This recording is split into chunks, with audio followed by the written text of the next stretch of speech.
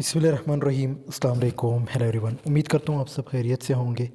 आज जो हमारा टॉपिक है that is from feminist movements, second wave of feminism. पिछली वीडियो में हमने फ़र्स्ट वेव को डिस्कस किया था, first wave of feminism, the most important one, और उसमें सब कुछ हमने हिस्ट्री और जितने भी इम्पॉर्टेंट पॉइंट्स थे फर्स्ट वेव से रिलेटेड सब कुछ डिस्कस हुआ है, प्रोमिनेंट राइटर्स वगैरह। तो आज हम सेकंड वेव को डिस्कस करेंगे। फर्स्ट वेव ऑफ फेमिनिज़म का जो लिंक है डिस्क्रिप्शन में मिल जाएगा। सेकंड वेव में हिस्ट्री हम देखेंगे और इसके ऑर्गेनाइजेशंस, बहुत सारी चीज़ें हैं इसमें, वन बाय वन हम डिस्कस करेंगे। So let's get started.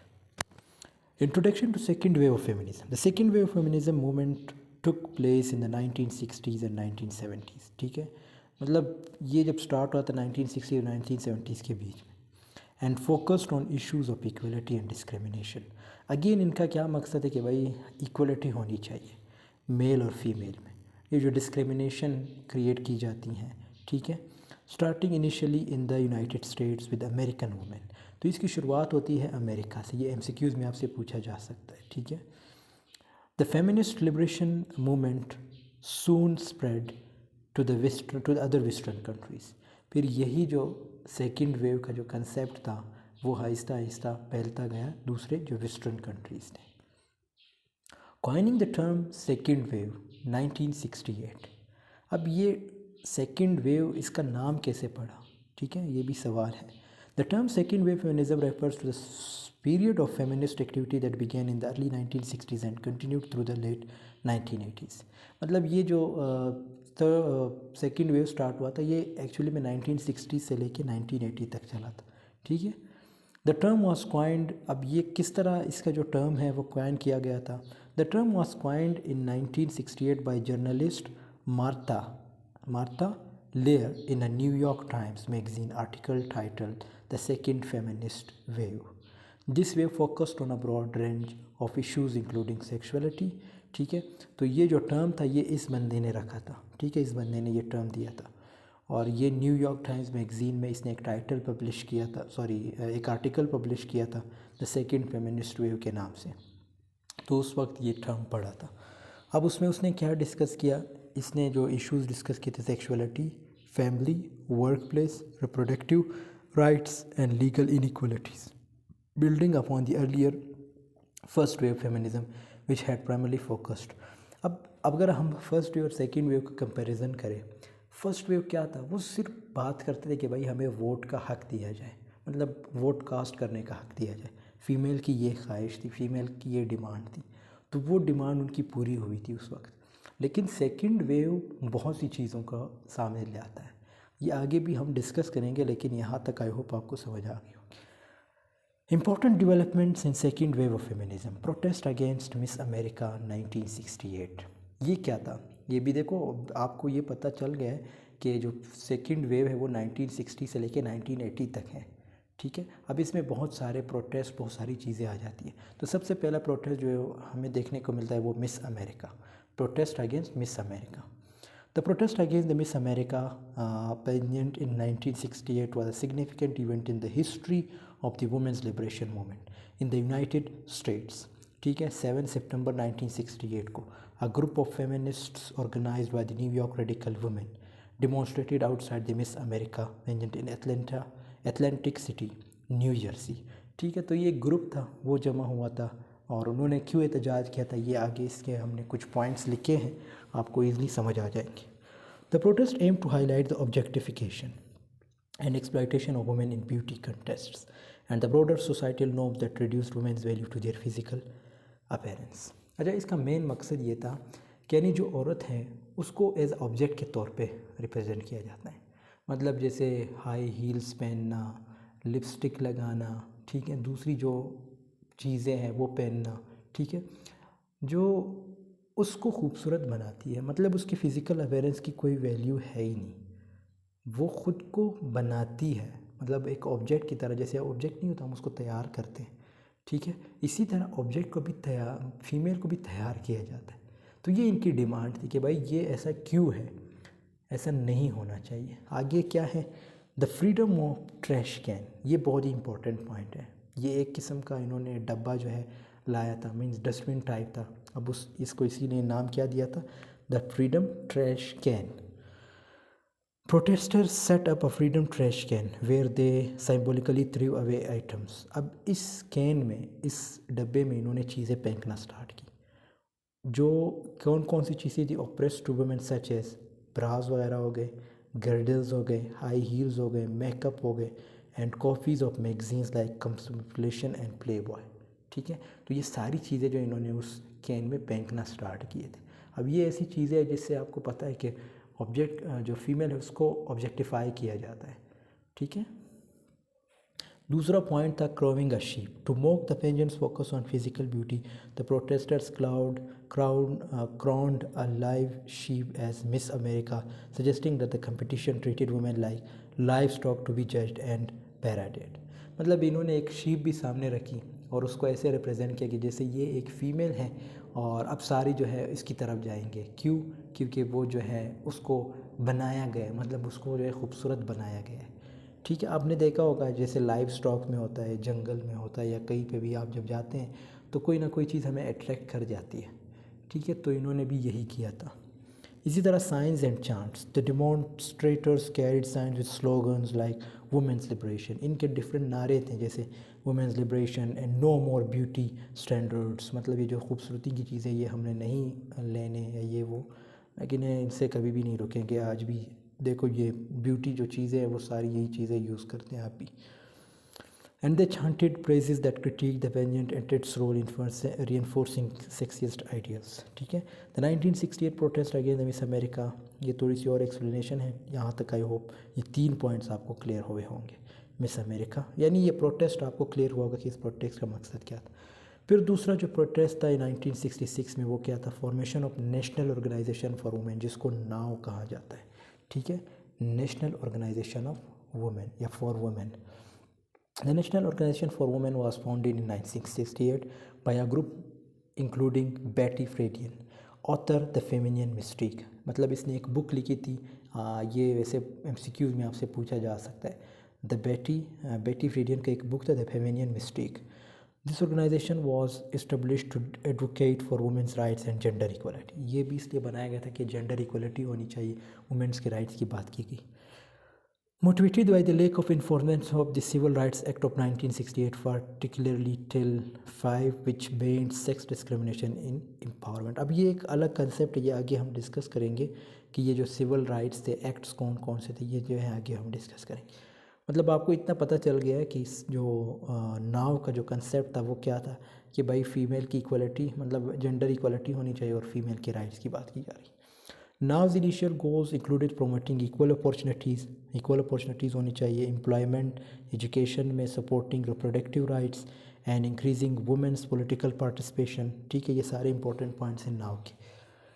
The founding meeting in Washington DC laid the groundwork for a national movement dedicated to bring women into full participation in America। ठीक है, तो ये सारी चीज़ें जो है फिर सामने ले आएगी। उसके बाद क्या था, now quickly grew and became a key player in the feminist movement, advocating for legal and social changes to improve the status of women। ठीक है, movement to pass equal rights amendment, ये उस चीज़ों की बात है जो अभी हम डिस्कस करेंगे कि उसमें क्या क्या था। Movements to pass equal rights amendment, जिसको ERA to US constitution. The equal rights amendment aims to ensure equal rights under the US Constitution, regardless of sex, proposed by Alice Paul in 1923। It gained momentum in the 1970s। मतलब ये जो है 1923 में present किया गया था। ठीक है, ये एक अमेंडमेंट था, लेकिन इस पर कोई अमल दरामद नहीं होता। फिर 1973 में इसको एक मोमेंटम मिलती है। कांग्रेस पास इट इन 1972 में कांग्रेस जो है इसे पास करता है। ठीक है, मतलब अमेरिका की बात हो रही है, US constitution. Sending it to the states for ratification, फिर डिफरेंट स्टेट्स को जो है भेजा जाता है। नीडिंग अप्रूवल फ्रॉम 38 स्टेट्स से इसकी अप्रूवल मिलती है। By 1977 35 states had ratified it. मतलब 38 स्टेट्स हैं अमेरिका के, जिसमें से सिर्फ 35 ने रेटिफाई किया था 1977 तक। But opposition led by figures like Phyllis, Schlafly, stalled, progress, The original ratification deadline passed in 1923. Recent ratifications by Nevada 2017, Illinois 2018 and Virginia 2020 have reignited the debate through legal challenges about the deadline remain. ठीक है, तो इन्होंने फिर दोबारा जो है, जैसे ये कुछ ईयर्स मेंशन किए गए, इसमें दोबारा जो है ये जो अमेंडमेंट थे सामने लाया है, मतलब इसको एक्सेप्ट करवाने के लिए। Discrimination on the basis of sex should become illegal. अब ये अमेंडमेंट का मकसद क्या था कि भाई ये जो डिस्क्रिमिनेशन है ये ख़त्म होनी चाहिए, जो सेक्स की बुनियाद पे होती है। मतलब सेक्स से हमारा यहाँ पे मेल फीमेल या ब्लैक है वाइट है, ठीक है, चिट्टा है गोरा है, ये सारी चीज़ें जो डिस्क्रिमिनेशन में आती है। ब्लैक है तो उसको अपॉर्चुनिटी नहीं मिलेगी, वाइट है तो उसे अपॉर्चुनिटी, तो ये डिस्क्रिमिनेशन इन्होंने कहा कि भाई ये ख़त्म होनी चाहिए। उसके पास है factors leading to second wave feminism. सबसे पहला फैक्टर है failure of first wave feminism to bring social and economic equality. अच्छा, जो फर्स्ट वेव था वो तो मैंने आपको बता दिया, उस पर वीडियो भी बनी है, लेकिन यहाँ पे मैं अगर आपको बता दूँ तो फर्स्ट वेव में ज़्यादातर इनका फोकस था वोट, यानी वोट देने चाहिए था कि भाई हमें वोट कास्ट करने का मौका दिया जाए। तो ये फर्स्ट वेव जो था वो फेल था किस चीज़ से रिलेटेड, सोशल और इकोनॉमिक इक्वलिटी को लाने में। उनका मकसद सिर्फ क्या था, वोट था। तो ये उसकी पूरी एक्सप्लेनेशन है थोड़ी बहुत। फिर दूसरा पॉइंट है इन्फ्लुएंस ऑफ साइमन द बाउ सेकेंड सेक्स 1949। ठीक है, ये बहुत ही इंपॉर्टेंट बुक है, 1949 में लिखी गई थी और साइमन द बाउ ने लिखी थी। ये एक स्पेनिश थी, ठीक है। It provided a thorough analysis of women's progression, introduced existentialist ideas of feminism and critique traditional gender roles. Work inspired activities by emphasizing women's need to assert their identity and freedom, helping to fuel the momentum for further social। मतलब ये भी वही, इस book में भी वही चीज़ों की बात की जा रही है कि पॉलिटिकल इक्वलिटी होनी चाहिए, चाहे वो इकोनॉमिकली हो, पॉलिटिकली हो या कोई भी हो, मतलब जो वुमेन है उसकी एक इक्वल रिप्रेजेंटेशन होनी चाहिए। ये थोड़ी बहुत और एक्सप्लेनेशन है। फिर तीसरा पॉइंट है इन्फ्लुएंस ऑफ बेटी फ्रीडी एंड द फेमिनिन मिस्टिक। ये बहुत ही इंपॉर्टेंट है। अच्छा, ये बार बार ये जो जितने भी बुक्स है इसको बार बार डिस्कस, क्योंकि इसकी जो टाइप्स है उसमें भी हमने इसको बहुत ज़्यादा डिस्कस किया है। टाइप्स ऑफ फेमिनिज्म पे भी वीडियोस बनी है, इसमें रेडिकल फेमिनिज्म है, मार्क्सिस्ट है, साइको एनालिटिक है, पोस्ट मॉडर्न है और लिबरल है, ठीक है। ये सारे इसके टाइप्स हैं, इन पांचों पे मेरी वीडियो बनी है, तो उसमें भी आप लोग पढ़ लीजिएगा फेमिनियन मिस्ट्रिक का क्या कंसेप्ट था। यहाँ पे अगर बार बार मैं रिपीट करना स्टार्ट करूँ, यकीन मानो मैं थक गया हूँ इसको बार बार रिपीट कर करके। इसी तरह introduction to birth method control, इसको डिस्कस करते हैं। ये भी आपके मतलब फर्स्ट सेकेंड वेव से रिलेटेड है। Particularly, the birth control pill, the 1960s, was a significant factor leading to the second wave feminism. The pill gave women unprecedented control over their reproductive lifes. मतलब ये किस्म के tablets की बात की जा रही है जिसमें जो फीमेल है वो अपने रिप्रोडक्टिव लाइफ या रिप्रोडक्टिव सिस्टम या जो चीज़ें हैं उनको कंट्रोल कर सकते हैं, ठीक है। Which in turn allowed them greater freedom to pursue education and careers without. अब आपने अमूमन देखा होगा कुछ लड़कियाँ कहती है कि भाई जब बच्चे होते हैं तो फिर हमसे नहीं पढ़ा जाता है, ये स्टडी करना मुश्किल हो जाता है, या शादी जो इसलिए हम जल्दी नहीं करेंगे क्योंकि बच्चे होंगे। तो इन्होंने फिर क्या किया 1960s में, जैसे ये पिल वगैरह का कंसेप्ट यानी जो गोलियां हैं टेबलेट्स वगैरह है, इनका कंसेप्ट आया था। द सिविल राइट मूवमेंट्स, ठीक है, ये बहुत ही इंपॉर्टेंट है। The black civil right movements of the 1960s provided inspiration and momentum for the second wave feminism. Women who were involved in the civil rights momentum began to recognize the systematic inequalities they faced as both women and minorities। अब यहाँ पे वो जो black women है उनकी बात की जा रही है तो वो भी वुमेन, लेकिन वो बेचारी तो एक तो मतलब ब्लैक है, ठीक है, इसलिए भी वो उनको इग्नोर किया जाता था। दूसरी चीज़ ये थी माइनॉरिटीज़ में आते थे, जैसे यहाँ पे वर्ड मेंशन भी है, ठीक है, तो इसलिए भी उनको जो है ज़्यादा तकलीफ़ात उठाने पड़ते थे। अब आगे देखें हम तो इस पे क्रिटिसिज्म भी होती है सेकंड वेव फेमिनिज्म पे, उसका एक अलग कंसेप्ट है। इसी वीडियो में हम जो नेक्स्ट स्लाइड्स हैं उनमें आपको पता चल जाएगा कि सेकंड वेव फेमिनिज्म पे क्रिटिसिज्म क्यों हुई थी, इसी तरह फर्स्ट वेव पे भी हुई थी। तो ये चीज़ें आपको पता होनी चाहिए। अब President Kennedy's policies for women, President Kennedy policies for women were aimed at addressing gender inequality and improving the status of women. अच्छा, ये जो था ये भी कहता था कि भाई जो स्टेटस है वुमेन का वो इम्प्रूव होना चाहिए, चाहे वो सोसाइटी में हो या कहीं पे भी हो। इसके कुछ इंपॉर्टेंट पॉइंट्स है, ये आप लोग पढ़ लीजिएगा। 3 इंपॉर्टेंट पॉइंट्स है, मैंने टिक भी लगाए हैं तो आप लोग इसको पढ़ लीजिएगा। और ये 4th पॉइंट है, सॉरी 4 पॉइंट्स है।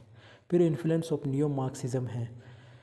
Many neo-Marxist feminists claim that patriarchy is inherent in a bourgeois society that and more fundamental than class and race differences। ठीक है, नियो मार्क्सिस्ट भी जो थे वो भी उसका भी बड़ा इन्फ्लुएंस था सेकेंड वेव फेमिनिज़म पे। इसी तरह अगर हम इसके इम्पॉर्टेंट फीचर्स की बात करें सेकेंड वेव फेमिनिज़म के, तो ये फोकस करते हैं वुमेंस लिबरेशन पे, political activist through protest and lobbying. ठीक है, जैसे उन्होंने जो ऑर्गेनाइजेशंस थे या जो मिस अमेरिका था, ये सारी चीज़ें जो है जो एहतजाज वगैरह प्रोटेस्ट वगैरह थे इन्होंने निकाले थे। Recognition of intersectional considering race class sexuality, consciousness raising groups. ठीक है, लीगल एंड पॉलिसी चेंजेस और इन्फ्लुएंस ऑन पॉपुलर कल्चर। अब आगे जो है फिर कहते हैं कि important concepts of second wave feminism, patriarchy की बात करते हैं, यानी जो पेट्रियार्की है वो ख़त्म होनी चाहिए। रिप्रोडक्टिव राइट्स मैंने आपको ऑलरेडी बता दिया, टेबलेट वगैरह की। इक्वल पे जो होनी चाहिए, एम्प्लॉयमेंट वगैरह इक्वल होनी चाहिए। इंटरसेक्शनलिटी की बात करते हैं, कॉन्शियसनेस रेजिंग ग्रुप्स की बात करते हैं, मतलब जैसे डिफरेंट ग्रुप्स सामने आते हैं। सेक्सुअल लिबरेशन की बात करते हैं, डोमेस्टिक वायलेंस अवेयरनेस की बात करते हैं कि भाई ये चीज़ें ख़त्म होनी चाहिए। रिजेक्शन ऑफ जेंडर रोल्स, ये जो है इनको जो है रिजेक्ट करते हैं। The personal is political. ठीक है, सिस्टरहुड की बात करते हैं, मतलब अगर एक बहन या एक लड़की को जो है प्रॉब्लम है तो वो प्रॉब्लम सारी औरतों का प्रॉब्लम है, मतलब सिर्फ उसका नहीं है। फिर goals of the second wave feminism, ये अगेन वही चीज़ें रिपीट हुई है जो हमने अभी इसमें डिस्कस किया था इन कंसेप्ट्स में। ठीक है, तो ये आप लोग पढ़ लीजिएगा, ये यहाँ से लेके यहाँ तक है। देखो यहाँ पे मैंने गैप्स भी दिए, मतलब पॉइंट्स टू पॉइंट्स है, बहुत इजी है। अब legal victories of second wave of feminism, ये वो राइट्स की बात मैं बता रहा था ना कि आगे हम कुछ राइट्स, कुछ एक्ट्स की बात करेंगे। तो सबसे पहला एक्ट जो है वो इक्वल पे एक्ट ऑफ 1963 है। दूसरा, ये उसकी थोड़ी बहुत एक्सप्लेनेशन है, सिविल राइट एक्ट्स ऑफ 1964 है। Title 10 of the education amendments of 1972 है। इसी तरह रॉ एंड वेड 1973 है। इसी तरह प्रेगनेंसी डिस्क्रिमिनेशन एक्ट 1978 है। इक्वल क्रेडिट अपॉर्चुनिटी एक्ट 1974 है। इसी तरह creation of the national organization for women नाउ, ये तो हमने डिस्कस कर लिया था, 1966 है। तो वायलेंस अगेंस्ट वुमेन, ये एक्ट है 1994 का। तो ये इसकी थोड़ी बहुत एक्सप्लेनेशन यहाँ पे मैंने टाइप की है, आप लोग देख लीजिएगा। क्रिटिसिज्म ऑन सेकेंड, ये भी बहुत इंपॉर्टेंट है, इस पर क्रिटिसिज्म भी हुआ है सेकेंड वेव फेमिनिज्म पे। Lack of intersectionality, one of the most prominent criticism is its lack of inclusion. Second wave feminism was often criticised for focusing predominantly on the experiences and issues of white। ठीक है, अब second wave में क्या था, वो ज़्यादातर उनका मकसद क्या था, वाइट यानी जो अंग्रेज़ औरतें थी उन पे बात करना, मतलब ब्लैक वुमेन की बात ही नहीं की जा रही थी, उनको निगलेक्ट किया जा रहा था। ठीक है, मिडिल क्लास वुमेन, इनको निगलेक्ट किया जा रहा था। Essentialism critiques argue that second wave feminism often promoted a universal female experience which can be reductive and ignores the diverse experience। अच्छा, ये एग्जिस्टेंशलिज्म की बात भी करते हैं, मतलब जो सेकंड वेव वाले थे वो कहते थे कि भाई अगर हमारी प्रॉब्लम है इट मीन्स पूरी दुनिया में लड़कियों की यही प्रॉब्लम। अब ऐसा भी नहीं है। ठीक है, पाकिस्तान में लड़कियों की अलग प्रॉब्लम होंगे, अमेरिका में अलग होंगे, इंडिया में अलग होंगे, बंगाल में अलग होंगे, बांग्लादेश में अलग होंगे। ठीक है, इसी तरह डिफरेंट ममालिक में, तो ये एक किस्म का क्रिटिसिज्म बन गया था। एक्सक्लूजन ऑफ ट्रांस वुमेन, यानी जो ट्रांसजेंडर है उनके राइट्स की बात नहीं की जा रही थी, सिंपल सिर्फ वाइट वुमेन की बात की जा रही थी, ना ब्लैक वुमेन की बात की जा रही थी। Critic from women of colour, again वही ब्लैक की बात की जा रही है। ठीक है, फोकस ऑन लीगल रिफॉर्म्स की बात नहीं की गई। ठीक है, बेल हुक्स, ये एक ब्लैक वुमेन है, इसने एक बुक लिखी थी and I a women, black women and feminism. ठीक है, ये यहाँ से लेके यहाँ तक इसकी थोड़ी बहुत एक्सप्लेनेशन है। इसमें भी ये अपने जो रेस वगैरह यानी जो क्रिटिसिज्म जिन्होंने फेस किया था वो सारी चीज़ें इस बुक्स में थोड़ी बहुत डिस्कस करती है। ठीक है, फिर दूसरी एक और राइटर है ब्लैक वुमेन जिसका नाम है ट्रेन टी मैनहस। वुमेन, इसके बुक का नाम कहता है women native other writing post coloniality and feminism. तो ये पोस्ट कॉलोनियल से भी रिलेटेड है। ठीक है, मतलब अफ्रीकन थी, तो ये सारी चीज़ें इसमें डिस्कस हुई हैं यहाँ से यहाँ तक। फिर ऑर्गेनाइजेशंस की बात करें, सबसे पहला ऑर्गेनाइजेशन है NCNP, the national conference for new policies politics.